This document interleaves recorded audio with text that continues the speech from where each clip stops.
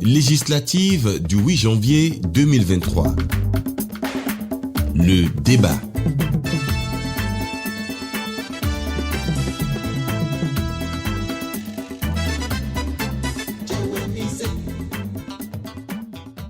763 candidats pour seulement 109 sièges disponibles au Palais des gouverneurs à Porto Novo. La bataille s'annonce rude et pour tirer son épingle du jeu, il faut séduire l'électorat, convaincre par ses idées les valeurs du parti et surtout le programme de législature. La haute autorité de l'audiovisuel et de la communication vous donne l'occasion, chers candidats, de vous adresser aux populations où qu'elles se trouvent.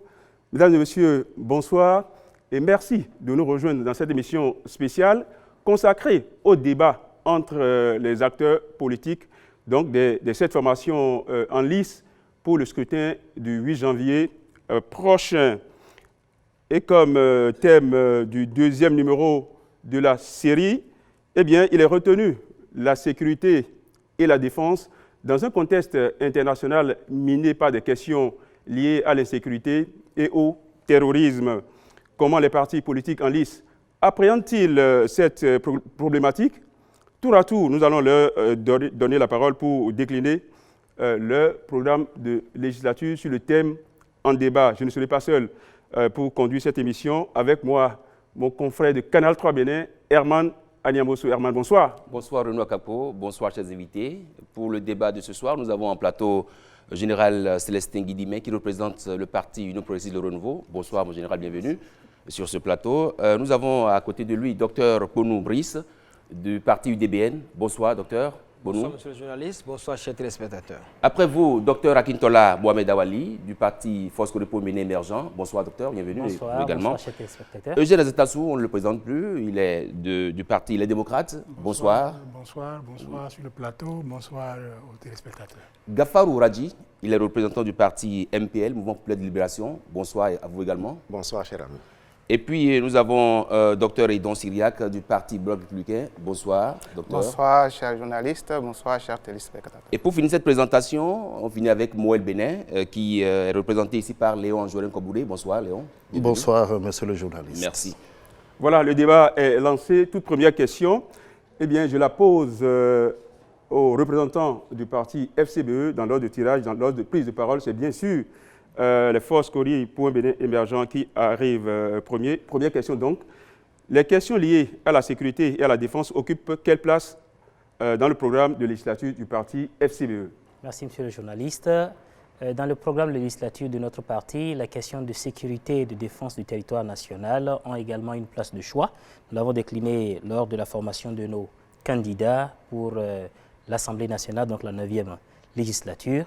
Nous avons beaucoup apaisanti, on va le voir tout à l'heure peut-être dans les développements, sur le volet social, la prise en charge sociale et psychologique de nos agents des forces de l'ordre, autant ceux qui s'occupent de la sécurité intérieure que ceux qui s'occupent de la défense du pays au niveau de nos frontières.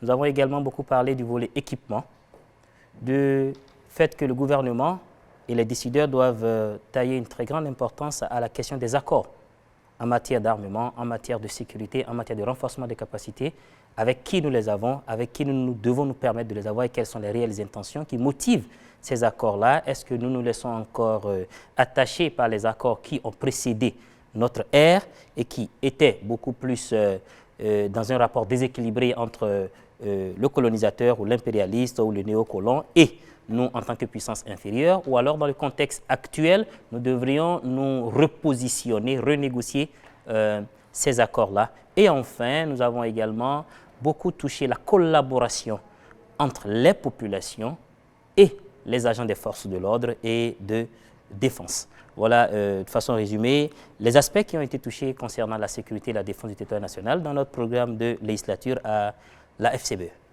Herman? Oui, on poursuit avec le parti Les Démocrates qui va nous dire également quelle est la place qu'occupe cette question liée à la défense et la sécurité dans le projet de législature. Bien, merci beaucoup.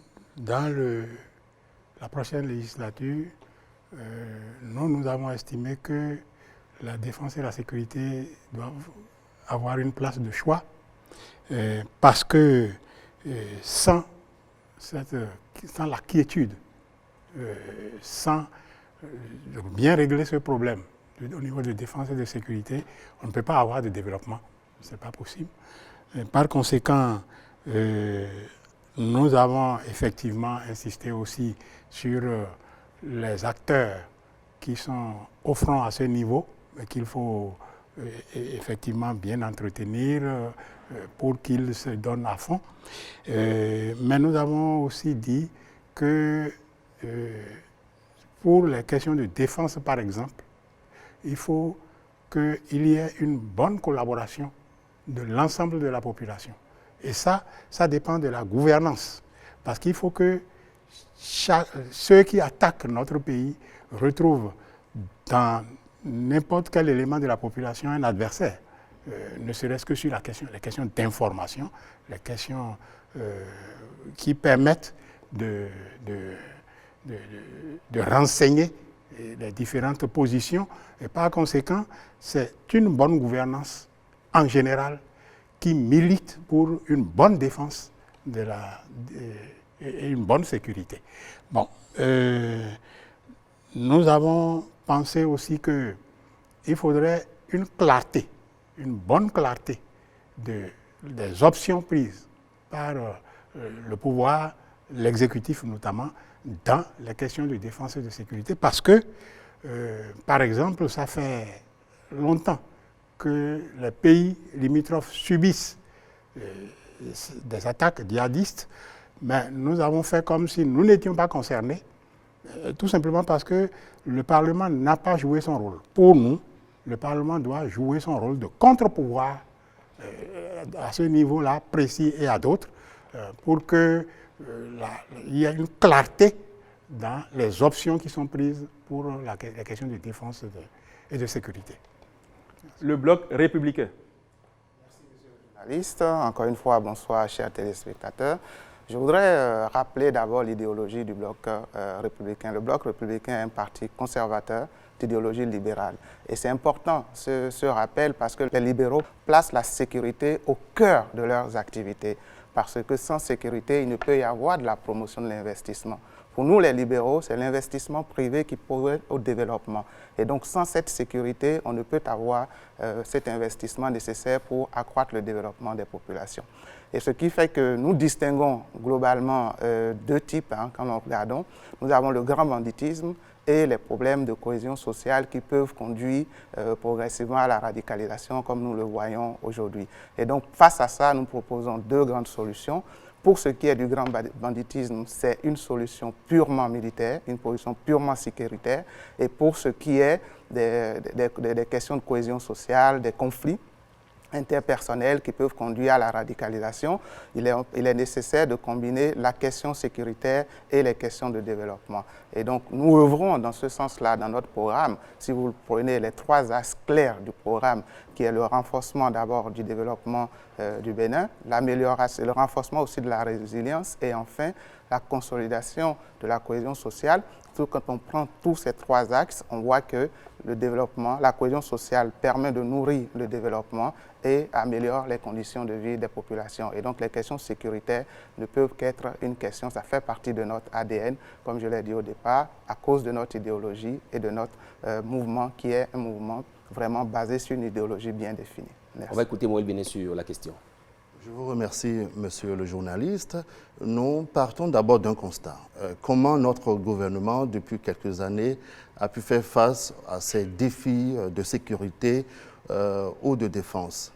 Je crois qu'il faut être honnête, avoir également le regard sur d'autres pays et reconnaître que notre pays, que notre gouvernement, qui a à sa tête le président Patrice Talon, a fait un travail méthodique, a fait un travail important pour limiter, je dis bien, les risques en matière terroriste. Malheureusement, en matière de sécurité, il n'y a pas de risque zéro. On a subi quelques attaques ces derniers mois.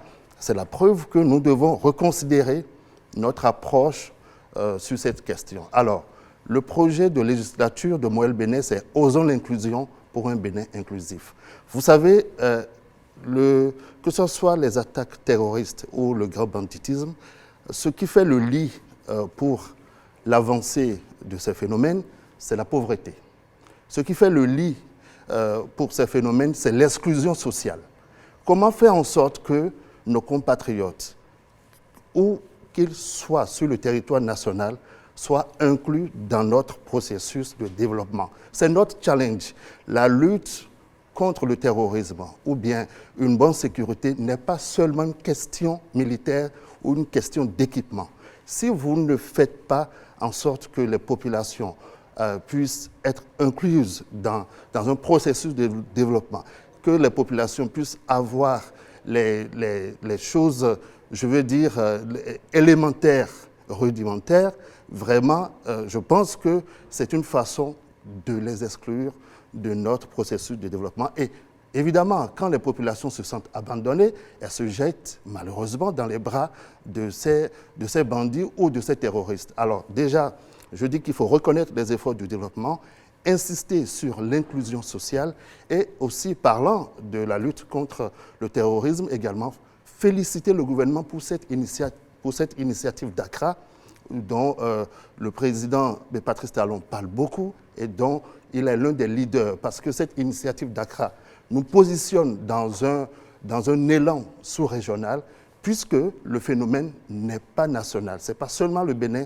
qui est aujourd'hui attaqué. Et donc, nous avons le devoir, si nous sommes à l'Assemblée nationale, de favoriser vraiment l'inclusion, la participation du Bénin dans cet élan sous-régional. Parlant de sécurité de police ou bien des réformes intervenues dans ces secteurs, tout le monde, y compris l'opposition, peut reconnaître que les réformes au niveau de la police, tout ce qui est formation, équipement, tout ceci a participé franchement à une modernisation de notre sécurité, surtout en milieu urbain. Mais comme je le disais, le Bénin ne se limite pas aux villes, il faut penser vraiment aux populations qui sont dans des zones rurales pour qu'elles ne soient pas la périphérie du développement social. Merci. Union progressiste, le renouveau, la parole est à vous. Merci, monsieur le journaliste. Merci et bonsoir, chers téléspectateurs. Les questions de défense et de sécurité occupent une place centrale dans le projet de législature du parti UP Le Renouveau.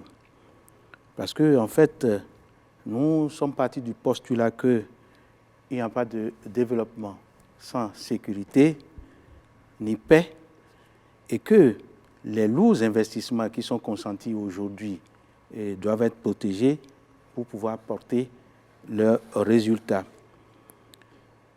Dans notre projet de législature, nous soutenons les réformes engagées au plan de la sécurité et de la défense et nous allons travailler à les améliorer en mettant toujours l'homme au centre de toutes ces réformes-là.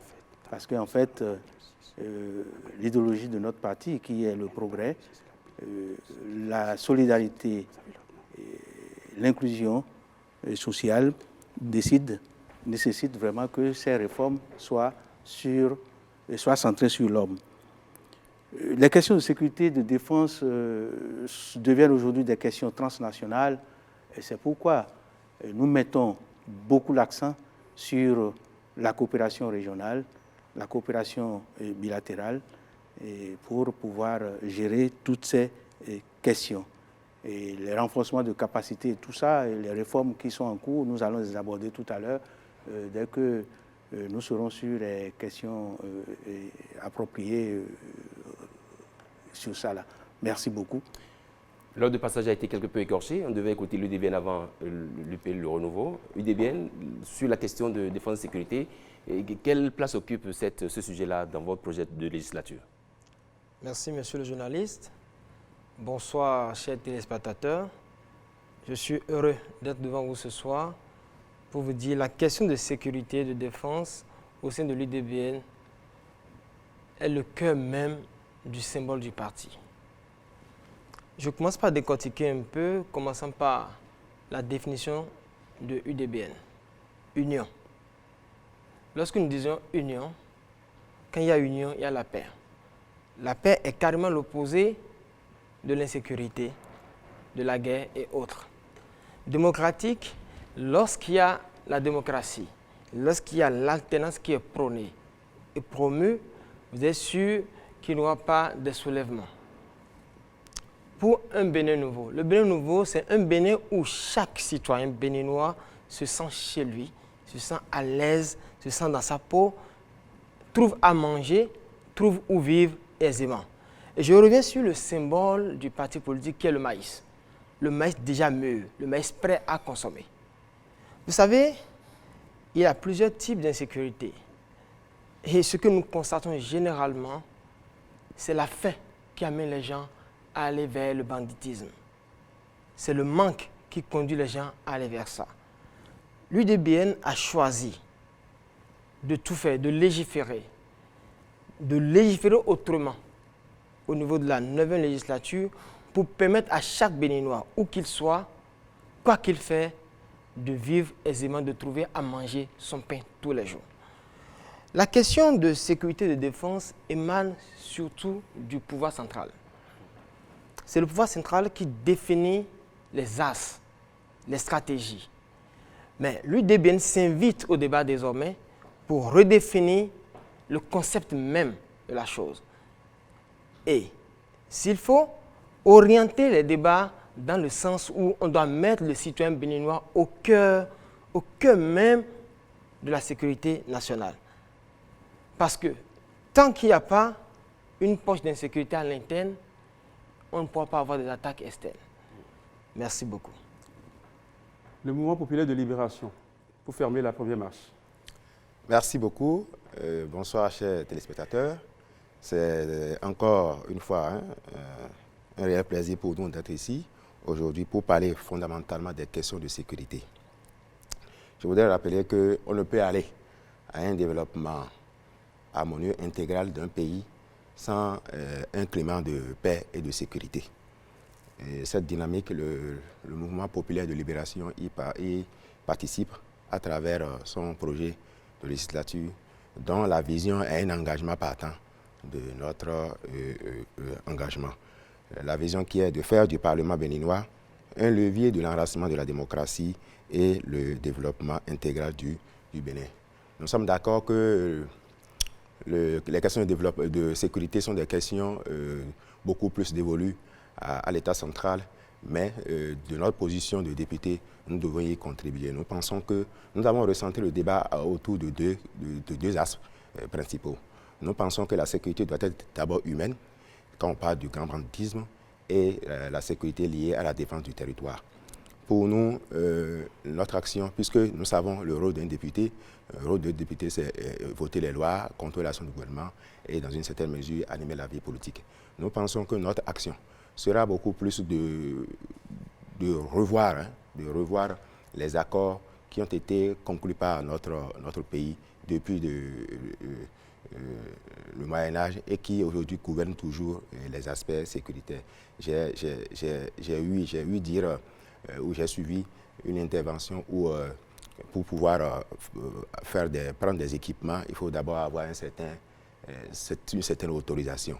J'ai la chance que sur ce plateau, on a un homme de rang ici qui pourra peut-être nous éclairer davantage sur cette cas. Mais nous pensons que ce qui est déterminant pour ce qui concerne, vous savez, les questions de sécurité humaine, comme le grand banditisme, sont beaucoup plus liées fondamentalement aux questions de pauvreté, d'inclusion, mais aussi c'est le propre du développement du territoire.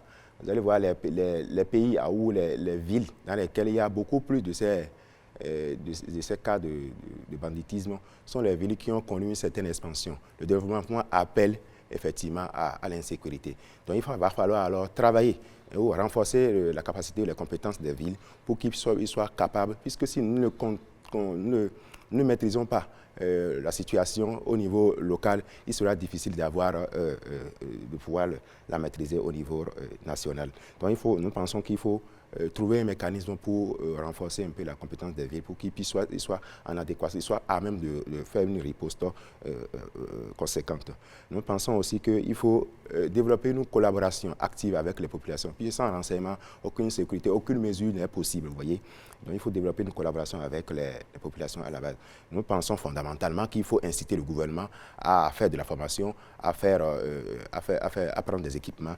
Nous pensons également qu'il faut développer, c'est ça qui est très important, et là, quand je parle de cet aspect, je fais référence à la question de défense du territoire, donc de la lutte contre le terrorisme. Il faut développer un partenariat avec les pays de la sous-région, les pays à l'international, fondamentalement aussi les pays qui ont très tôt connu ces cas-là, puisque nous ne pouvons pas, pour pouvoir segmenter les cibles et les potentiels risques, nous ne pouvons pas le faire seuls. Les questions de terrorisme ne sont pas des questions propres à un pays, c'est des questions transversales. Il faut se unir pour pouvoir travailler ensemble et parvenir à une solution consensuelle. Nous pensons qu'il faut instaurer un cadre de concertation. Un cadre de concertation, parce que quand on parle de terrorisme, beaucoup plus, c'est vrai que nous parlons des questions de pauvreté, d'inclusion, mais au fond, c'est une guerre idéologique. C'est pourquoi nous, au MPL, nous disons que la question du terrorisme n'est pas une question militaire, ce n'est pas une guerre militaire, ce n'est pas une guerre d'armement, donc c'est une guerre idéologique. Partant du fait que la plupart des gens qui sont appelés dans ce concept sont d'une religion et que, bon, je pense que nous avons pensé qu'il faut développer un cadre de concertation avec les acteurs de ces religions ou élargir à toutes les confessions religieuses, toutes les sensibilités religieuses pour qu'ensemble nous puissions, puisque personne n'est à l'abri. Le terroriste, quand il va dans un milieu pour aller détruire, il ne calcule généralement pas qui est qui, il fait ce qu'il a à faire. Et nous pensons en mettant en place ces mécanismes, je rappelle que notre rôle n'est pas de nous mettre en action. Notre rôle est de donner les directives, de donner les moyens au gouvernement, puisque le député ne construit pas de puits. Donc, nous ne pouvons pas aller acheter d'armement. Donc, c'est mettre les mécanismes en place et fondamentalement encadrer ça. Et puis, il y a un aspect qui nous tient beaucoup particulièrement à cœur, c'est l'aspect de la motivation. Vous savez, on envoie des forces de l'ordre aller défendre le pays, la nation, et leur situation n'est pas si reluisante. Nous avons pensé qu'il faut un statut spécial pour ceux qui sont appelés pour aller faire ce combat-là, parce que par ailleurs, ils vivent véritablement, quand ils vont à ces missions, ils sont très heureux et avec le cœur à joie pour pouvoir aller défendre le pays. Donc il faut trouver un mécanisme. La dernière législature a voté une loi récemment où on parle des avantages qu'on pourrait donner aux familles des victimes de ces guerres. Je dis, mais c'est dangereux. Si nous devons attendre que les gens meurent d'abord, c'est lui qui va au front. Il va falloir qu'on trouve lui-même qui ait une motivation à aller au front, à aller défendre le pays. Ouais, si peut-être c'est 50 000 francs comme il a comme prime, s'il va sur le front, il faudra peut-être faire une augmentation de ces primes-là. Donc ça, c'est des questions de motivation qui pourront permettre à ces hommes-là d'être armés, beaucoup plus armés pour aller dire. Puisque ceux contre qui ils vont, ils ont une motivation qui n'est pas liée à l'argent, qui n'est pas liée aux questions pécuniaires, c'est beaucoup plus lié à une question idéologique. Et quand nous sommes en face de ces questions, c'est très compliqué de faire une lutte acharnée. Donc voilà un peu ce que nous pensons que nous pouvons faire, tout en insistant que nous ne pouvons pas faire ce combat sans les pays de la sous-région et à l'international. Voilà, une deuxième question qui appelle vos réactions. Nous allons commencer par le parti FCBE. Vous le savez, le domaine de la sécurité et de la défense a été marqué au Bénin par des réformes. Exemple, la police républicaine, dont la création a nécessité le vote d'une loi au Parlement. Allons-nous dans la bonne direction avec cette réforme, le parti FCBE? Merci beaucoup, monsieur le journaliste. La question ne se pose en réalité pas dans est-ce que cette réforme elle est bonne ou pas, mais la question est beaucoup plus comment est-ce que cette réforme-là est menée et quels sont les impacts que nous avons sur le terrain en analysant. Nous sommes déjà là. Il faut d'abord remarquer que la fusion de l'ancienne gendarmerie et de la police pour donner un seul corps que nous avons appelé la police républicaine a soulevé quand même beaucoup de remous. pas surtout au niveau de la population, parce que la population elle est majoritairement assez ignorante des vrais enjeux, mais au sein même de cette corporation. Lorsque vous questionnez nos frères qui sont, et nos sœurs bien sûr, qui sont dans cette corporation qu'est la police républicaine, les frustrations ne manquent pas. Un ancien gendarme, un ancien policier, nous avons fait implémenter cette réforme-là pendant des années, mais jusqu'à aujourd'hui, le mariage n'est pas encore vraiment bien scellé. Et c'est déjà ça, lorsqu'à l'intérieur, des gens qui doivent se battre coude à coude, doivent s'entraider, doivent se protéger mutuellement, ne s'entendent pas déjà ou ne se voient pas réellement comme des frères de sang, permettez que je le dise, au lieu de parler frères d'armes. Je pense que quel que soit ce que vous faites, il va toujours manquer de l'efficacité ou de l'efficience. Ça, c'est déjà une chose. La réforme, elle est là et cette corporation est confrontée sur le terrain à la question de la sécurité intérieure.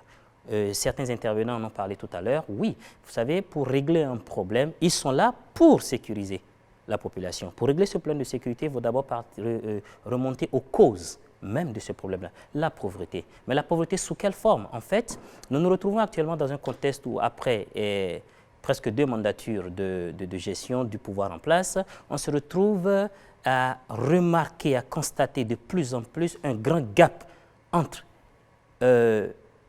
les riches qui deviennent de plus en plus riches, donc une petite portion de la population, bien positionnée si vous voulez, et les pauvres qui s'appauvrissent de jour en jour. Et naturellement, cela provoque ou instaure un climat de frustration.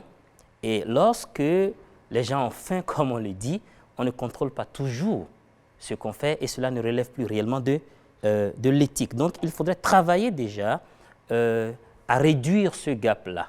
La deuxième chose également, c'est la question de l'éducation. Vous savez, nous en sommes arrivés à un moment où on préconisait le fait d'enfermer des écoles, où on est censé éduquer, former, et on préconisait la création ou l'ouverture d'autres prisons. On part donc du constat que nos prisons sont déjà bondées. Au lieu de former, on veut plutôt créer là où on va les recueillir lorsqu'ils seront dératés. La question de la rééducation dans les prisons. Beaucoup de prisonniers ou d'ex-détenus aujourd'hui font tout pour repartir là-bas. Les expressions sont courantes. Enfant, je retourne dans la grande maison.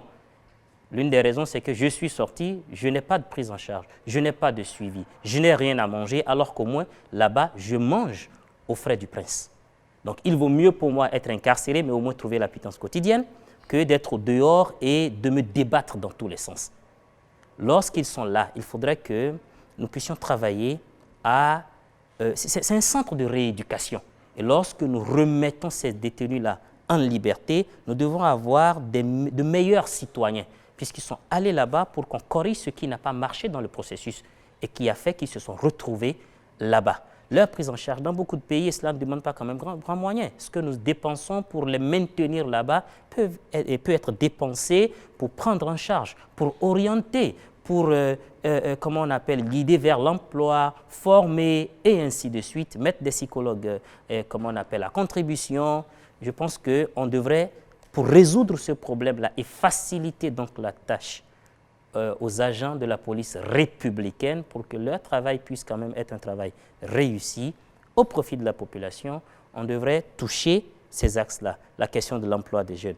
La preuve du fait que ça continue toujours d'avoir des grains dans les dents, c'est que, des grains de sable dans les dents, c'est que je demande s'il y a un mois qui passe sans que la police, la direction générale de la police ne lance un communiqué pour dire tel ou tel agent ont déserté. Tel ou tel, ils ne sont pas morts, ils ont déserté, ils ont fui. Alors, ils ne se sentent plus à l'aise, ils ont disparu. Vous voyez, donc la question devrait être prise par ce bout-là.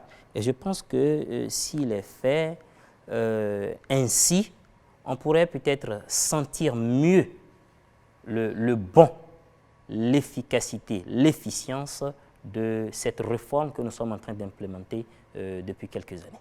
Merci. Oui, il faut rappeler aux candidats qu'ils ont, aux représentants des partis politiques, qu'ils ont en même temps de parole, 3 questions ou 4 pour 11 minutes environ. On va écouter les démocrates sur la question, ce domaine-là, qui est marqué par la réforme au niveau de la police républicaine. Est-ce que nous sommes sur la très bonne voie ou sur la bonne voie? Merci beaucoup. Que nous soyons, à partir de ces réformes, on peut faire le constat que l'application des réformes a conduit à beaucoup de grogne au niveau de la police. Il y a beaucoup de plaintes. Il y a, comme l'a dit mon prédécesseur, des désertions. Ce n'est pas possible que dans un pays où l'emploi est comme il est, quelqu'un qui a un emploi comme ça déserte. Ça veut dire qu'il y a un problème. Mais le problème qu'il y a, c'est que moi je trouve que la 8e législature n'a pas joué son rôle, notamment à ce niveau-là. Parce que les questions de sécurité sont des questions importantes. Les questions d'emploi sont des questions importantes. Mais on n'a jamais entendu des interpellations au niveau du gouvernement pour dire mais qu'est-ce qui se passe? C'est ça qui doit nous permettre d'éclaircir. La mise en œuvre de la réforme, c'est comme pratiquement toutes les réformes qui sont mises en œuvre maintenant, les aspects participatifs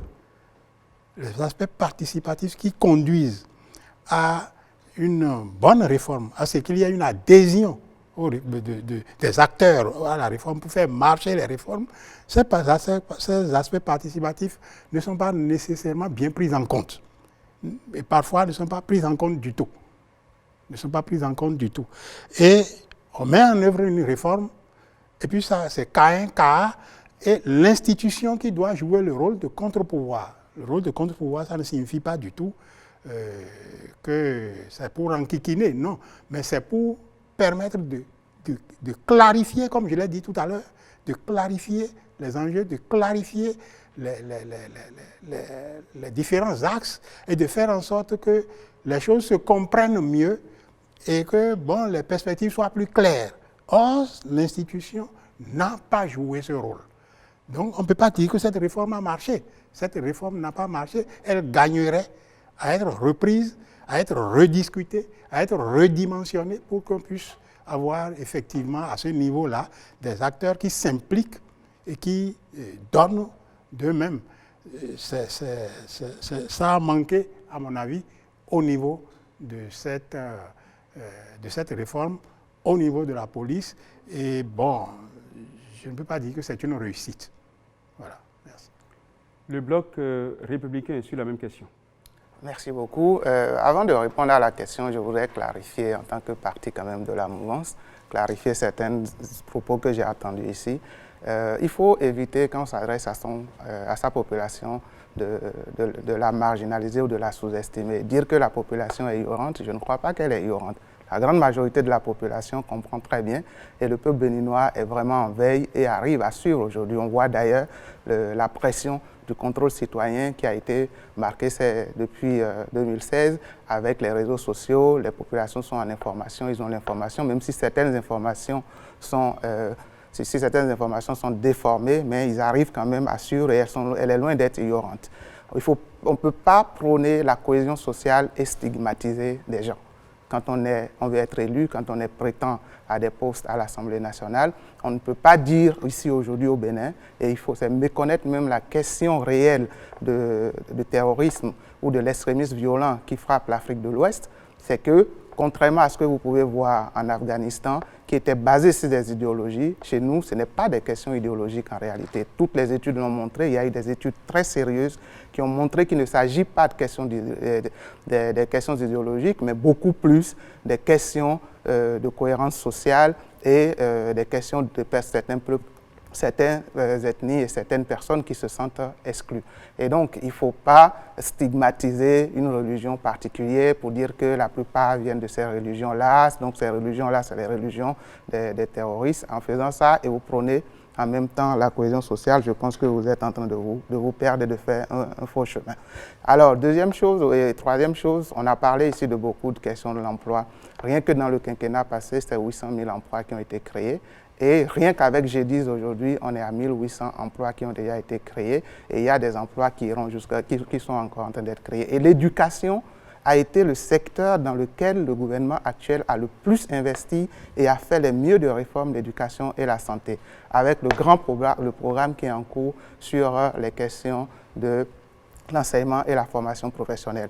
Donc, quand on fait un mauvais diagnostic, on propose une mauvaise solution à la population. Et donc, pour revenir à la question que vous avez posée, c'était une très bonne initiative. Et nous, au Bloc républicain, nous supportons cette initiative-là parce qu'elle permet de mutualiser les ressources, aussi bien les ressources humaines que les ressources financières. Certes, il y a certaines mesures d'accompagnement que nous veillerons pour accompagner et améliorer. Certaines ont été mises en place encore. Aujourd'hui, nous pensons qu'il faut améliorer ces mesures-là. La question de désertion, le général est là, il vous dira que ça ne date pas d'aujourd'hui. Et ce n'est pas la mutualisation qui a conduit à la question de désertion. Et donc nous, au Bloc républicain, puisque nous avions su des thématiques précises, des groupes de réflexion, et d'ailleurs animés la plupart du temps par des jeunes, ces groupes de réflexion sont en train de proposer des mesures déjà pour arriver aujourd'hui à consolider et éviter limiter ces questions de désertion. Vous pouvez juste augmenter les ressources, ce n'est pas non plus une question de ressources. Le diagnostic a montré que le mal est ailleurs, parce que vous pouvez augmenter les ressources. On a les militaires et les policiers, les forces de défense nationale sont payés à temps, leur salaire augmenté. Quand vous allez en mission, vous avez des primes spécifiques, mais malgré ça, il y en a qui quittent le secteur et qui désertent. Mais ce n'est pas dû réellement à la réforme que nous connaissons de la mutualisation des deux forces. Et donc, il faut vraiment bien connaître ce qu'on est en train de faire pour pouvoir savoir la vraie solution à proposer aux populations. On va écouter à présent Mouel Béné sur cette question-là. Oui, je vous remercie. Avant de répondre de façon précise à la question, j'aimerais quand même préciser au doyen Azatassou des démocrates que la législature qui est en train de finir a quand même pris des initiatives sur le plan de la sécurité et de la défense. Je ne veux même pas parler des prises de parole ou du déplacement de certains députés sur certains sites qui avaient été attaqués par des terroristes. Donc franchement, on ne peut pas dire aujourd'hui devant les caméras que cette législature n'a rien fait en matière d'accompagnement pour le gouvernement sur le plan sécuritaire ou sur le plan de la défense. Alors la réforme dont vous parlez, c'est-à-dire la mutualisation des forces entre la gendarmerie, entre l'ancienne gendarmerie et la police, c'est clair que ce qui nous intéresse aujourd'hui, c'est l'efficacité, les effets de ces réformes. Alors, ce que moi j'ai constaté, puisque au début de cette réforme, je n'étais pas vraiment résident au Bénin, mais ce que j'ai constaté, quand je compare l'efficacité de la police il y a 10 ans à ce qu'on voit aujourd'hui, on voit une police plus proche de la population. Une police qui fait l'effort d'être là où il y a des hommes. On voit une police qui fait l'effort d'être dans les rues secondaires la nuit. On voit une police qui dialogue avec les populations. On voit une police qui comprend que la population a besoin d'elle. Alors, on ne peut justement conclure que cette réforme a eu des effets positifs. Mais il y a encore des efforts à fournir afin de renforcer la proximité de la police avec les populations. Moi, j'aurais aimé, franchement, que les patrouilles soient plus importantes la nuit, que certains quartiers la nuit ne soient pas des zones interdites aux populations civiles, que certaines rues ne soient pas marginalisées ou ne deviennent pas des repères pour des grands bandits de Cotonou. Donc, si on a une police plus proche, plus équipée et qui sait qu'elle doit être dans une action vraiment de proximité avec la population, ça va aller. Sur le plan de la motivation des policiers. Alors, il faut qu'on soit réaliste. Ce n'est pas en augmentant de façon répétée les salaires des policiers qui seront compétents ou qui seront efficaces. Il faut d'abord les former. Et sur ce plan, on a vu qu'il y a beaucoup d'efforts qui sont fournis. Mais il faut aller plus loin. Comment moderniser aujourd'hui l'action de la police, son intervention. Et je crois que c'est sur ces questions de modernisation, même de l'outil, des outils de travail des policiers que la question doit être prise. Sinon, nous allons penser que c'est parce que les policiers ne sont pas bien payés qu'ils désertent. Non, il y a peut-être d'autres raisons que nous, civils, nous ne pouvons pas savoir. Il y a peut-être des raisons internes, des raisons liées à la hiérarchie ou bien des raisons liées simplement à la gestion des ressources humaines dans la police. Donc, je voudrais franchement qu'on puisse s'appesantir sur le besoin de formation de nos policiers formation renouvelée, sur la nécessité de renforcer la stratégie de proximité, parce que la nuit, si le citoyen ne peut plus aller faire les 100 pas le soir avant d'aller se coucher, parce qu'il craint qu'à 50 mètres de son portail, on va l'agresser, il y a problème.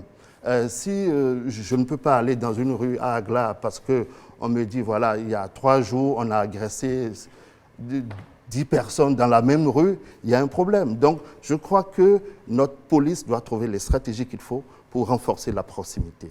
Renforcer la proximité et faire en sorte que les policiers soient équipés. Sinon, on va beau les recruter, à main nue, ils ne pourront pas grand-chose. Je vous remercie. Mesdames et messieurs, amis téléspectateurs, merci de rester en notre compagnie pour la suite de ce débat. Juste d'un mot, je voudrais rappeler la durée de prise de parole des représentants des 7 partis politiques présents sur ce plateau.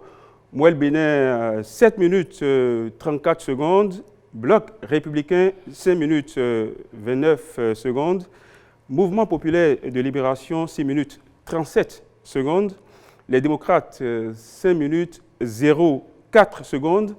Foscori, Point Bénin émergent, 6 minutes 38 secondes.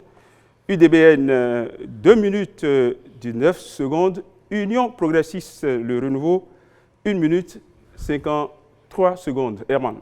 Oui, on poursuit donc avec cette question. C'est vrai que le domaine de la sécurité et de la défense a été marqué au Bénin par des réformes. On cite un exemple la police républicaine dont la mise en place a nécessité la création, le vote d'une loi. Est-ce que cette réforme a porté ses fruits? On donne maintenant la parole à l'UDBN. Merci, monsieur le journaliste. Chers téléspectateurs, la question de la mutualisation de l'ex-gendarmerie et de la police, devenue aujourd'hui police républicaine, est bel et bien inscrite dans le plan d'action de la législature pour UDBN. Je voudrais à l'entame vous dire, les partis politiques ont un rôle à jouer. C'est l'animation de la vie politique. Cette animation de la vie politique amène chaque parti politique, tel que les uns et les autres l'ont signalé tout à l'heure, à se poser des questions. Quand quelque chose ne va pas bien dans le pays, on n'a pas besoin d'être député avant de se poser des questions. Une fois qu'on est parti politique, on peut mener des enquêtes sérieuses et interpeller le gouvernement.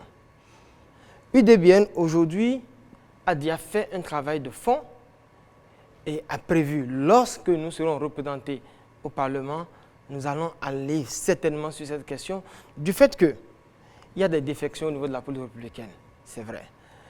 D'aucuns disent que ce sont ces défections de la police républicaine qui créent l'insécurité. Parfois, on l'a appris que lors des braquages, on a trouvé des anciens policiers, des policiers à la retraite, des militaires à la retraite, etc. Mais la réforme en elle-même, l'UDBN a trouvé que c'est une très bonne réforme. Parce qu'aujourd'hui, nous savons que la police est beaucoup plus proche de la population. Nous sentons que la police ne fait plus peur à la population. Nous sentons que la police vient en aide à la population. Nous sentons que la police s'intéresse réellement à la sécurité des biens des personnes.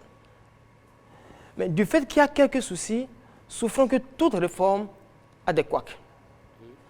En tant que parti politique, l'UDBN sait et l'a déjà inscrit dans son agenda qu'une fois au Parlement, nous allons interpeller le gouvernement sur certains points.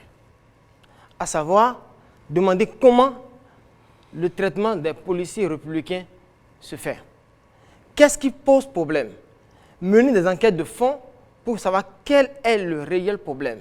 Parce que les informations que nous avons de ça et là ne sont pas toujours vérifiées. Aujourd'hui, les Béninois se sont scotchés sur les réseaux sociaux et n'utilisent que les informations des réseaux sociaux. Nous savons qu'il y a beaucoup de désinformation. L'UDBN, en tant que parti politique, et surtout parti des jeunes et des femmes, a décidé d'aller au fond de la question. Et nous l'avons inscrit dans notre agenda et nous le ferons. Donc, en ce qui concerne la mutualisation de la gendarmerie et de la police, nous ne trouvons aucun problème à ça, mais cette réforme est à améliorer. Merci, monsieur le journaliste. Union progressiste le renouveau, sur le même sujet. Merci. Merci de me donner l'occasion de me prononcer sur cette question. D'abord, pour faire quelques mises au point. J'ai entendu tout à l'heure des choses qui ne reflètent pas exactement la réalité. Tout d'abord, je ne suis pas un homme du rang, je suis un officier général, donc il y a des choses qu'il faut améliorer. Cela veut dire que la culture sécuritaire au niveau de nos partis politiques peut poser problème. Les questions de motivation, je vais réagir. Les questions de motivation, en fait, je ne sais pas si les propos que les camarades ont tenus, je ne sais pas s'ils les ont documentés. Mais si c'est sur des rumeurs, j'aimerais bien les inviter à aller se pouvoir.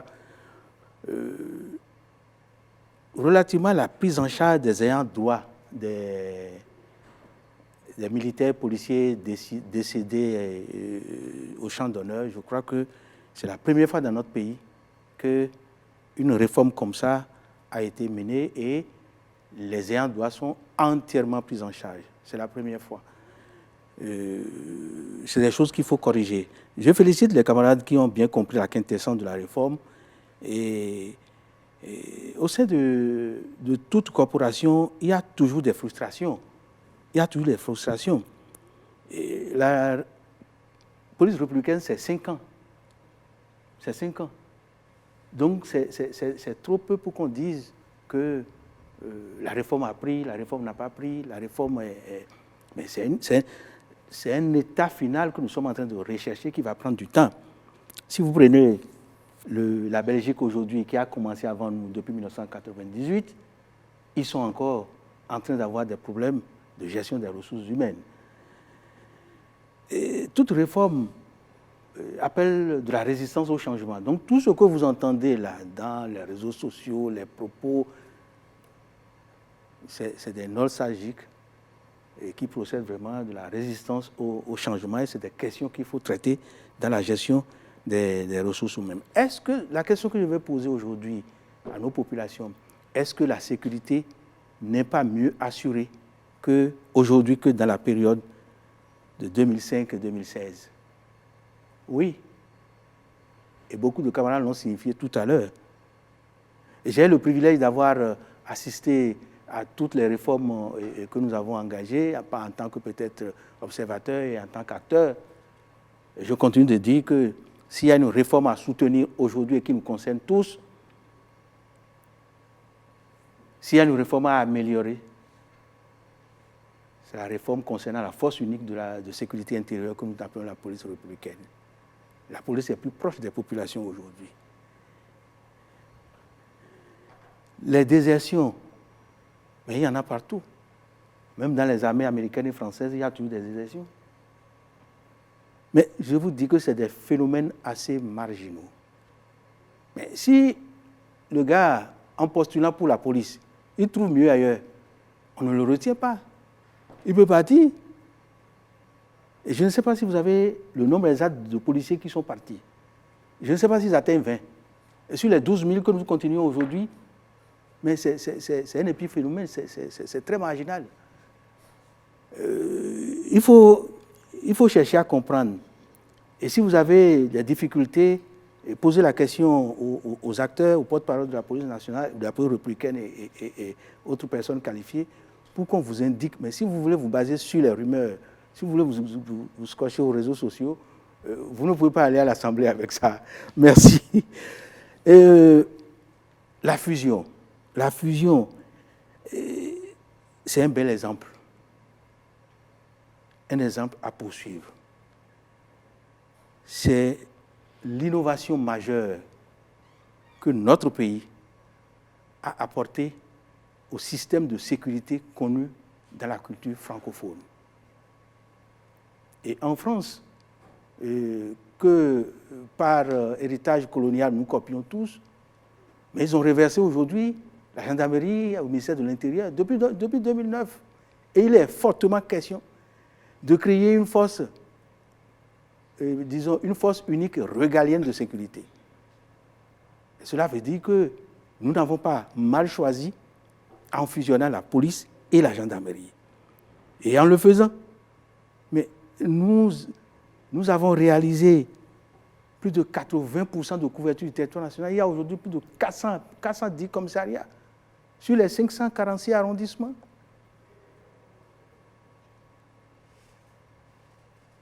Le sentiment d'insécurité a diminué.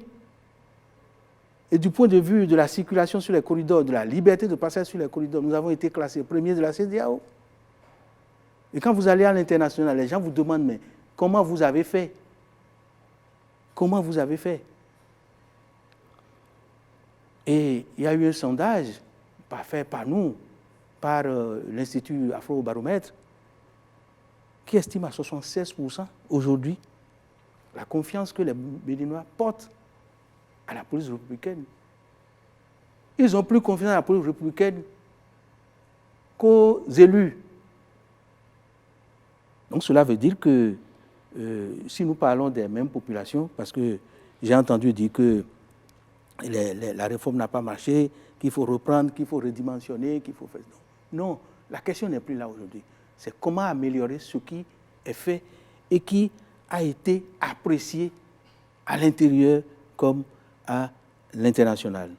Aujourd'hui, les commissariats ont des fonds de roulement, ce qui ne s'est jamais passé depuis 60 ans. Et c'est pourquoi vous ne les voyez plus sur les routes, enfin, du moins, disons, un peu moins, en train de réclamer des sous ou bien en train de demander du soutien aux mairies et aux préfets.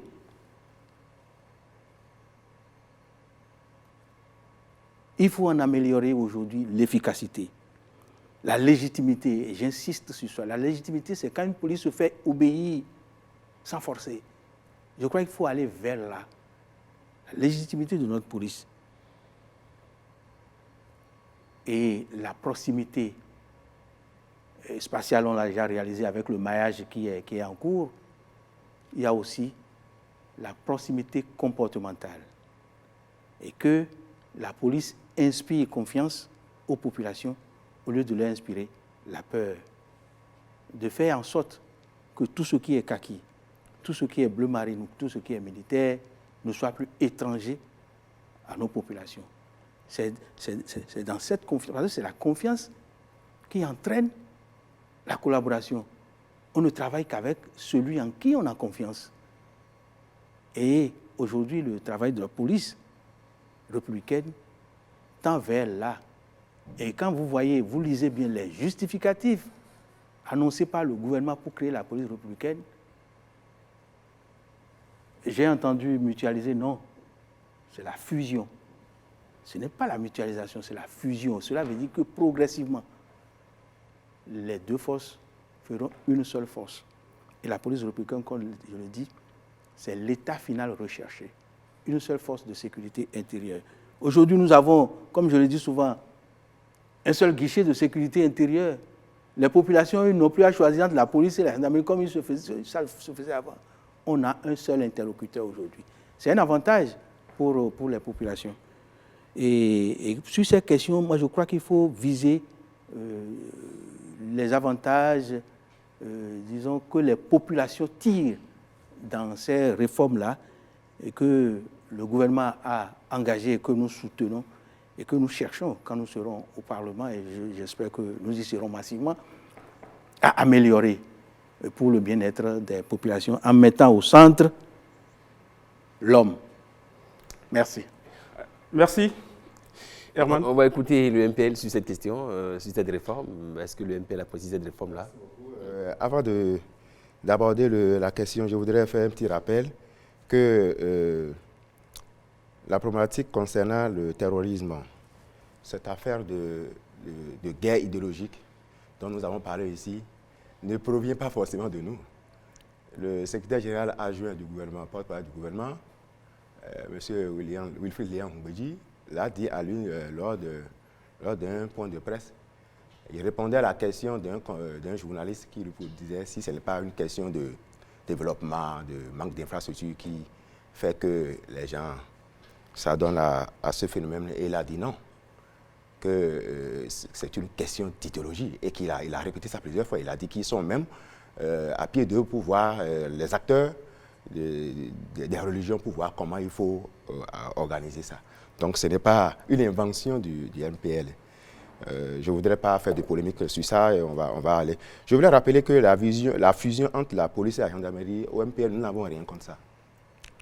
Les frustrations qui sont nées de ça sont... D'abord, ce sont ces mêmes frustrations qui ont fait qui ont motivé le projet, l'initiative. Et toutes ces frustrations sont inhérentes à toute réforme, à toute initiative. Seulement que nous avons déploré un peu la méthode. Ça aurait été, le doyen Azatassou rappelait tout à l'heure que depuis un bon moment, où fondamentalement la 8e législature avait pour magie ou pour s'être beaucoup plus illustrée en votant des lois qui ne sont pas beaucoup plus popularisées ou qui ne prennent pas en compte certains cheminements. Et je pense que c'est ça qui a peut-être fait qu'il y a des grincements dedans. Mais je rappelle que les grincements dedans, pour toute initiative, pour toute réforme, sont inhérentes. Il y en aura toujours.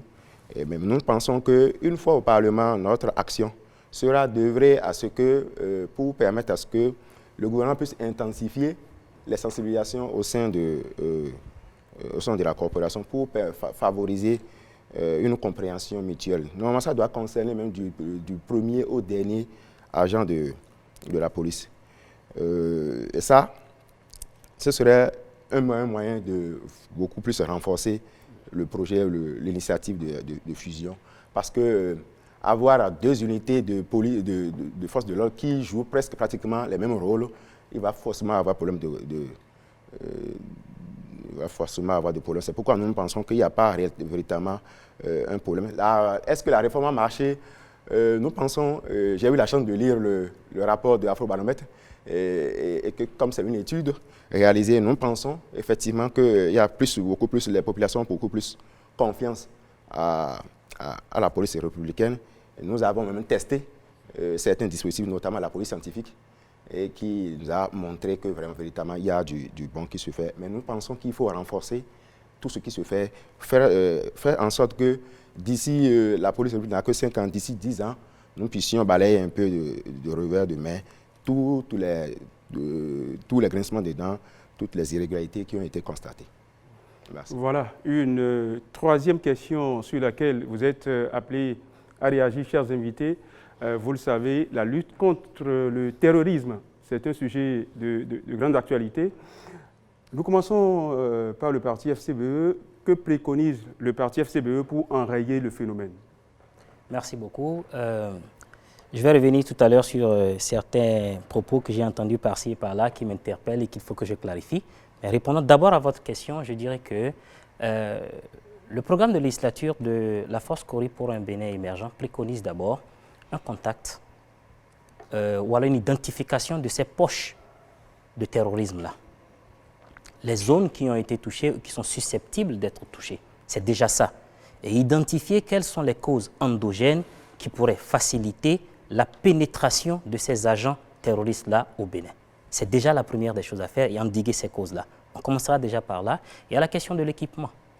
Le gouvernement fait des efforts, mais vous savez, lorsque nous allons armer, alors qu'il faut préconiser l'information, le renseignement, afin de limiter le nombre d'hommes que nous perdons, nous préférons beaucoup plus pencher pour investir dans le renseignement, dans l'information, afin de pouvoir limiter plutôt que d'aller combattre. Et que combattre de façon physique ou envoyer nos hommes au front ne soit que le dernier recours, en fait, lorsque nous n'avons pas pu endiguer déjà à la naissance du phénomène. C'est déjà ça. Nous l'avons déjà cité, on ne va pas revenir dessus. Vous savez, lorsque les populations sont marginalisées, lorsque les jeunes n'ont pas d'emploi, qu'ils sont beaucoup plus pénétrables, qui sont beaucoup plus susceptibles à accepter de ces genres d'offres-là. Et aussi mettre à contribution, bien sûr, les confessions religieuses, parce que ce sont elles qui forgent beaucoup plus l'esprit et l'âme. Et lorsque le travail il est bien fait, et que ce qui est dit, ce qui est appris est bon, sur le plan éthique, on ne va pas assister à ces genres de glissements-là. Et aussi encourager nos agents de défense. Comme l'a dit le doyen Azetassou tout à l'heure, c'est-à-dire, je crois bien que c'est lui ou mon compatriote du MPL, ce n'est pas une question de lorsqu'il mourra, on prendra en charge sa famille. Ce n'est pas motivant en fait. Ce n'est pas motivant. on prendra en charge sa famille ou ses enfants. C'est déjà là qu'il faut le motiver. Il faudrait travailler sur la fierté de défendre son pays. Il faudrait travailler sur ce sens de patriotisme-là. C'est la question, c'est la réponse que j'ai à donner. Mais je reviens cependant sur un propos de mon compatriote du BR tout à l'heure. Je pense que mon frère a mésinterprété mon propos lorsque je parlais d'ignorant. Tout à l'heure, pour prendre juste un exemple, hein, vous avez traité l'officier d'homme de rang. Vous voyez, ce sont de ces genres de méprises-là. C'est pas comme si vous n'étiez pas intellectuel ou savant. Mais bon, c'est arrivé comme ça. Vous ignorez peut-être qu'un homme de rang est peut-être différent d'un général. Je ne sais pas trop. Même moi, je ne le sais pas. Même moi, je suis ignorant de la question. Donc, ce qu'il essayait de dire, quand je parlais d'ignorant pour la population, ce n'était pas péjoratif. C'était juste pour dire que même nous, intellectuels, ignorons la teneur de certaines lois qui sont votées. Vous voyez, dans l'implémentation, on ne sait pas réellement quels sont les détails. On les perd souvent de vue. C'est ce que j'appelais en fait, comment on appelle, la population est majoritairement ignorante d'eux. On ne sait pas réellement qu'est-ce que ça a donné, qu'est-ce qu'ils ont dit, puisqu'on n'a pas publié. Et les réseaux sociaux ne sont pas, comme l'a dit le général, les vraies sources d'information. Parce que c'est libre en fait, c'est des médias libres, c'est très facile en fait de désinformer là-bas, d'intoxiquer là-bas. Donc c'est ce que je voulais dire lorsque je parlais, comme on appelle, d'ignorant. L'autre chose également, c'est que par rapport à... il y a certaines propositions que nous avons faites, nous de l'opposition, qui ont, à mon avis, été balayées du revers de la main. En fait, de notre posture, nous avons une vision qui est différente de celle de ceux qui sont en action. Je veux parler de ceux de la mouvance. Donc c'est ce que nous pensons d'eux, ce qu'ils font d'eux et pensent d'eux, qui construisent en fait le Bénin. Donc, on doit pouvoir souffrir que nous puissions critiquer, parce que ça, c'est notre travail à nous. Attirer l'attention, parce que quand on est dans le feu de l'action, on ne voit pas tous les angles. Donc, attirer l'attention sur certains détails. Ici, ça ne marche pas. Ici, il faut corriger. Et je pense que c'est ce que nous avons fait depuis le début. Le parti FCBE a épuisé son temps d'antenne, son temps d'intervention. Idem pour le parti Union Progressiste Le Renouveau. Donc, vous l'aurez compris, la gestion du temps compte dans cette discussion. Nous allons poursuivre avec les autres partis politiques qui ont encore une marge temporelle. Tout à fait. Herman Niamboussou. Oui, on poursuit avec le Parti Les Démocrates sur ce que ce parti projette en matière de lutte contre le terrorisme. Avant d'en arriver là, je voudrais dire que on m'a dit que la 8e législature avait beaucoup fait pour la sécurité. Et comme exemple, on m'a indiqué qu'un député s'est même déplacé sur le front. C'était un bel exemple de ce qui a été beaucoup fait. Ça, je ne vais pas insister là-dessus. Mon problème, moi, c'est que on devrait avoir une clarté par rapport aux actions qui sont menées. Je donne un exemple. On nous a dit, ça, il a circulé, je n'ai pas vu le matériel, que les Chinois nous ont offert des choses. On nous a dit, il a circulé, je n'ai pas interrogé les gens, que les Français sont quelque part en train de nous instruire sur les questions. Bon, ça correspond à quoi, par exemple? Ça là, pour clarifier la ligne qui a permis d'aboutir à ça, si le gouvernement n'a pas pu faire la clarification, les députés, en l'interpellant, auraient pu nous permettre de comprendre. C'est un exemple pour dire que si on ne... C'est pour les questions de clarté, je n'ai pas vu la 8e législature jouer son rôle. Ça fait... Bon, pour en arriver à ce que vous avez dit, en réalité, ce que nous pensons, nous l'avions déjà dit, c'est-à-dire que les acteurs au front, il faut qu'ils aient le matériel qu'il faut, qu'ils aient la motivation qu'il faut. On a beau dire, quand la personne n'est pas motivée, l'autre qui a une certaine motivation a un peu d'avance sur lui. Donc, ce n'est pas quelque chose à évacuer. Ce n'est pas à évacuer. Mais ensuite, j'ai parlé de la gouvernance qui doit faire en sorte que quelqu'un a dit qu'il n'y ait pas de radicalisation. C'est une façon, mais mieux n'importe quelle femme en train de rechercher du bois et en observant des choses peut devenir un indicateur pour la police ou pour en tout cas un indicateur de sécurité. Parce qu'elle a pu observer. Mais elle ne fera même pas attention si entre-temps son fils a été licencié de façon abusive, si, etc., si la gouvernance ne permet pas à la population d'être à l'aise et de s'impliquer à ce niveau-là, au moins au niveau des renseignements sur les questions de sécurité. Donc si nous on était là, lorsque nous serons au Parlement, parce qu'on sera là, ce n'est pas une question, on sera au Parlement. En ce moment-là, on va interpeller le gouvernement sur les axes qui sont mis en œuvre pour combattre le terrorisme, les axes qui sont mis en œuvre pour les questions de sécurité, et on va interpeller sur les questions de gouvernance qui permettent, parce que c'est le peuple, c'est l'homme qui développe. On ne casse pas l'homme pour développer. C'est l'homme qui développe dans tous les aspects. Et par conséquent, qu'est-ce qu'on fait pour que l'homme soit l'acteur principal du développement et que ce soit au profit de l'homme que le développement se fasse? Ce n'est pas quand vous accumulez, les richesses pour que les institutions internationales voient qu'il y a beaucoup d'argent accumulé, mais dans peu de poches. Ça, là, les institutions internationales ne savent pas. Mais ça, là, ça crée des problèmes de sécurité. Je m'excuse, je m'arrête pour ne pas épuiser mon temps. Le bloc républicain. Merci beaucoup, monsieur le journaliste. Moi, je pense que la question de gouvernance, le Bénin est salué de par tout le monde sur sa gestion de la gouvernance, et pas plus tard qu'au sommet États-Unis-Afrique. Et on se souvient d'ailleurs que lors de sa prise de mandat, au deuxième mandat, le président de la République a placé la gouvernance au cœur de son mandat, et comme une nouvelle devise. Et ça, c'est appliqué déjà au niveau du groupe républicain. Le SGN, il a toujours veillé à ce que nous ne fassions rien au hasard et que nous nous dotons des tests et même de stratégie, une stratégie pour le parti et d'un programme bien précis pour les législatives en cours. Donc je pense que la question de gouvernance ne se pose pas trop. Elle doit être améliorée encore, il y a encore des efforts, mais on est déjà à fond sur cette question-là. On a parlé de la loi qui a été votée pour les victimes, des forces de l'ordre qui seraient victimes.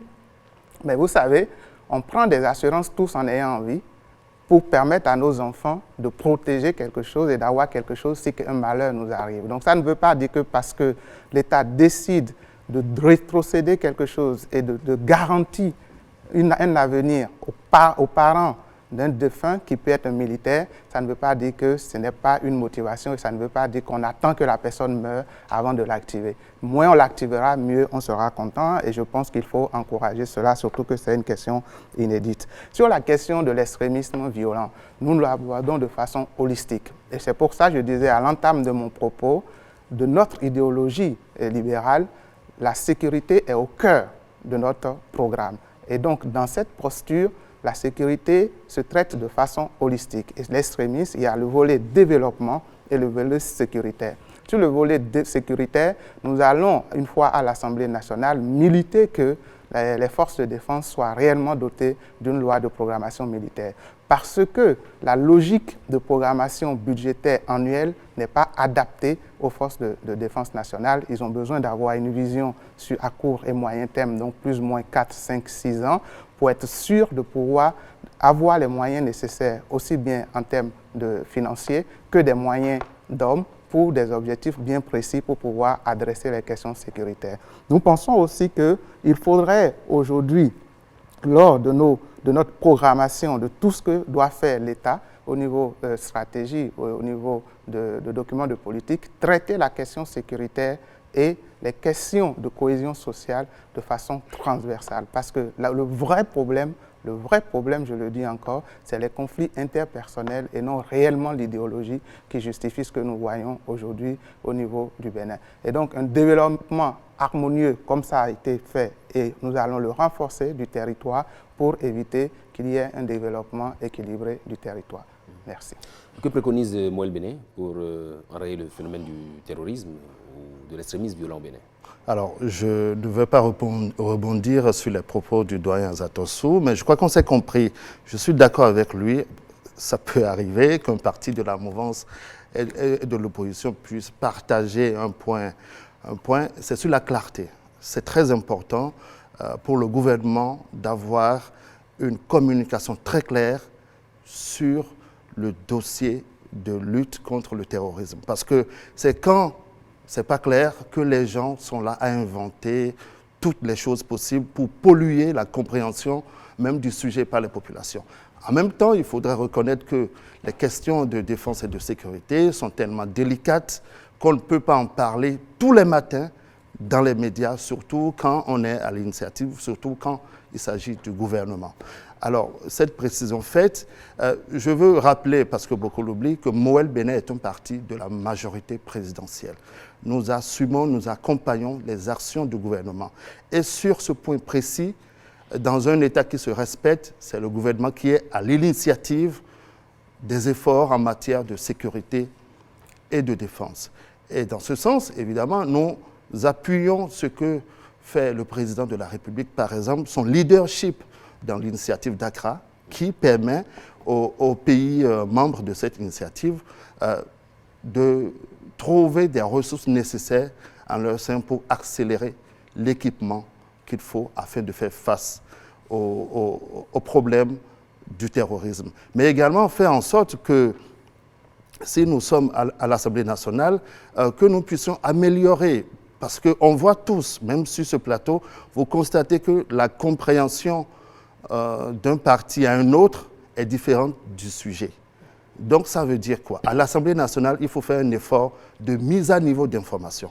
Et c'est pour cela que si Moël Béné va à l'Assemblée nationale, le parti proposera en fait des séances d'audition avec des personnes ressources, que ce soit d'anciens préfets, que ce soit des officiers à la retraite, que ce soit des sociologues, des économistes, même des gens vivants, des élus locaux vivants dans des zones qui ont été déjà malheureusement attaquées. On doit faire en sorte que notre compréhension du sujet soit mise à niveau et également soit transversale. Parce que si on a des députés qui ne comprennent même pas le sujet, comment vous voulez qu'ils proposent des lois ou bien qu'ils accompagnent le gouvernement dans ces initiatives? Donc, nous allons renforcer les auditions des personnes civiles ou même des personnes issues du milieu militaire ou policier pour que la compréhension soit effective, mais également faire en sorte que, comme c'est quand même notre cœur de législature, c'est l'inclusion sociale. Ce n'est pas un slogan. Ce n'est pas un slogan. On a beau dire, oui, que c'est une question d'idéologie ou ce n'est pas une question d'idéologie. La réalité, c'est que si dans ces zones, il y a des jeunes qui n'ont même pas un emploi, qui n'ont même pas d'emploi agricole, qui ne sont même pas au moins ouvriers agricoles, ça veut dire qu'ils vont céder aux sirènes des terroristes. Moël Béné a épuisé son chrono, a épuisé son temps de parole. Nous allons poursuivre avec l'UDBN. L'UDBN et la question du terrorisme. Quel programme de législature? Merci, monsieur le journaliste. Comme je vous le disais, l'UDBN est le parti du peuple. Ce qui m'enchante, c'est que l'UDBN organise déjà depuis fort longtemps des ateliers avec la population pour débattre des questions d'actualité nationale. La question du terrorisme a été déjà abordée au sein du parti avec la population elle-même. Nous saurons lutter contre le terrorisme actuel sans l'implication totale des populations elles-mêmes. Oui, le gouvernement va se doter du matériel, va se doter de partenariats, c'est vrai. Mais la population elle-même a un rôle à jouer, a un grand rôle à jouer. Et pour le faire, notre parti, Union démocratique pour un Bénin nouveau, s'inscrit dans un rôle avant-gardiste. Pour d'abord aller vers la population, renforcer les capacités de cette population à l'écoute et à faire attention à tout ce qui se passe autour d'elle-même.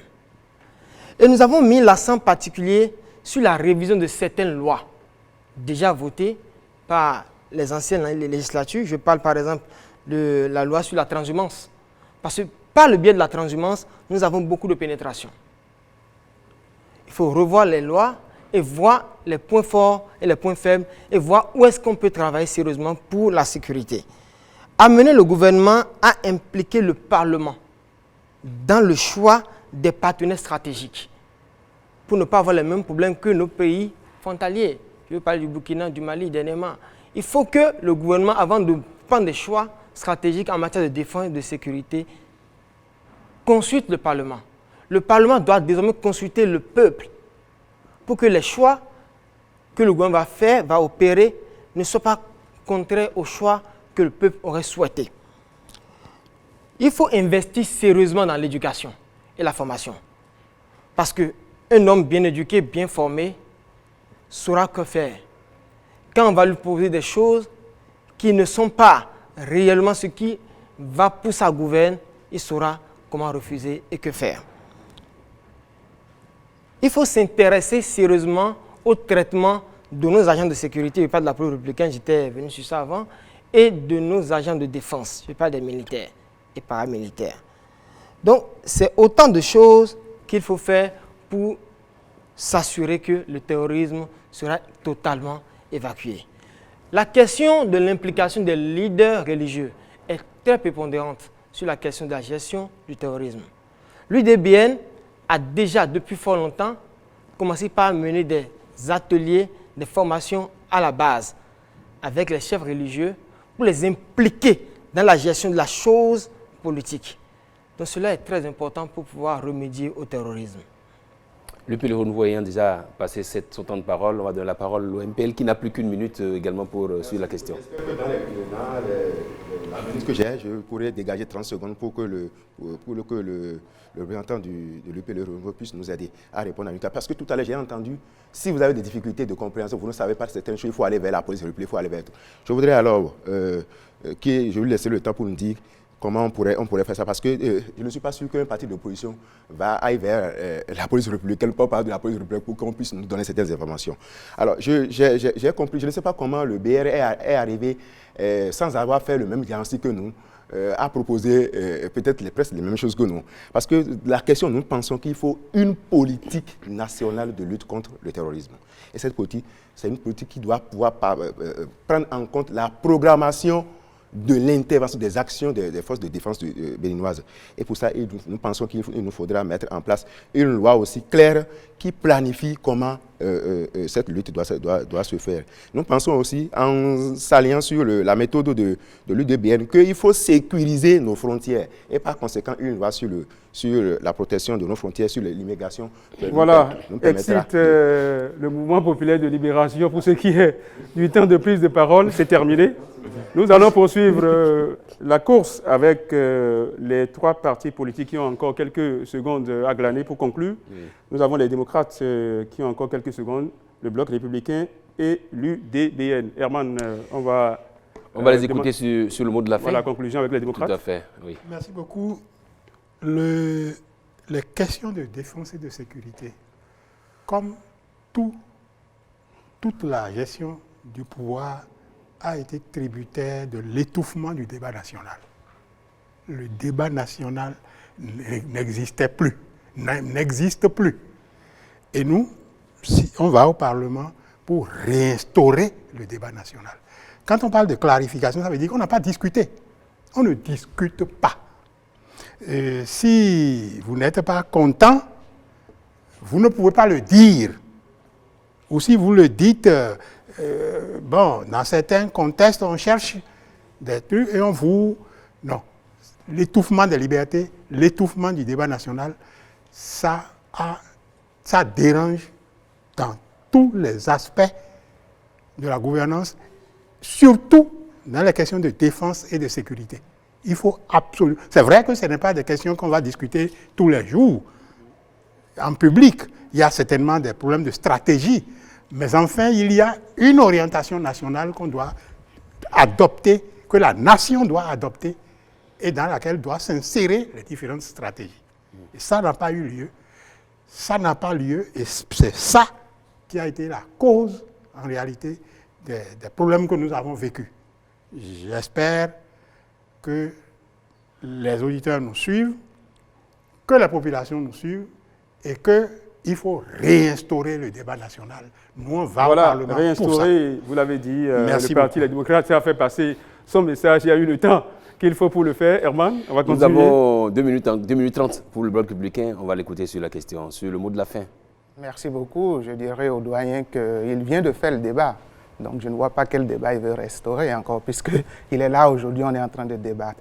Et à mon ami du MPL, il y a une stratégie nationale de lutte contre l'extrémisme violence qui existe, la radicalisation et l'extrémisme violence. Donc, en fait, je pense que vous aviez certains besoins d'information et pour pouvoir proposer le bon diagnostic. Et nous, on travaille depuis longtemps pour que toutes les initiatives qui existent, parce que l'ABJF agit au long des frontières, la police agit sur tout le territoire national en termes de sécurité interne et la défense nationale aussi est là. Et on veut que toutes ces initiatives fassent une initiative intégrée qui vont avoir une feuille de route claire avec les développements qu'il faut à côté. Donc nous disons simplement que nous sommes encore ici, bien évidemment, pour une élection législative. Donc nous ne serons pas, ce n'est pas une élection pour l'exécutif. Et donc c'est le contrôle de l'action gouvernementale et faire voter des lois qui vont impacter et changer la vie des Béninois.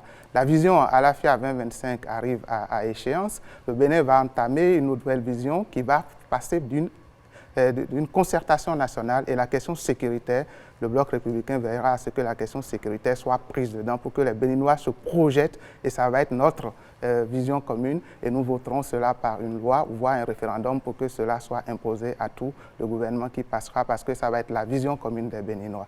Pour finir, je dirais que l'action de contrôle gouvernemental ira et la gouvernance sera au cœur et la sécurité aussi sera au cœur de l'action du BR lors de ces élections et lors de son mandat au Parlement. Je vous remercie. Voilà. Dernier parti politique à disposer de quelques secondes pour conclure, l'UDBN. Merci, monsieur le journaliste. Chers téléspectateurs, vous, Béninois, qui nous écoutez, je voudrais nous rappeler que l'UDBN, qui est votre parti, qui est là pour défendre vos intérêts, nos intérêts, a ses portes ouvertes tous les jours que Dieu fait pour accueillir vos doléances. L'UDBN a décidé d'être le parti du peuple et être aux côtés du peuple. Nous n'allons pas au Parlement pour faire notre volonté. Nous allons au Parlement pour faire la volonté du peuple. Nos bureaux ne sont pas ouverts qu'en période de campagne. Nos bureaux ne sont pas ouverts qu'en période électorale. Nos bureaux sont ouverts tous les jours, tous les ans. Donc passez vers nous, posez-nous vos problèmes et c'est à base de ces problèmes que nous allons demander le vote de certaines lois pour le bien du peuple. C'est le parti qui a pensé à la population, aux femmes, aux jeunes, qui vous souviennent que sur notre liste, nous avons 32% de femmes et 67% de jeunes. Donc, sachez que vous avez le parti qui répond au mieux à vos attentes. Merci beaucoup et bonne soirée. Voilà, chers invités, merci. Merci d'avoir porté la voix des partis politiques en lice pour le scrutin du 8 janvier prochain. Herman, c'est fini? Tout est bien qui finit bien. C'est fini pour le deuxième numéro donc, de cette série. Florilège de réaction au niveau des partis politiques sur l'épineuse question de la défense et de la sécurité. Vous les avez suivis, amis téléspectateurs de bout en bout. C'est à vous d'apprécier, de mettre dans la balance ces différents programmes de législature dans vos choix. C'est le 8 janvier prochain. Merci de nous avoir suivis. À très vite. Législative du 8 janvier 2023. Le débat.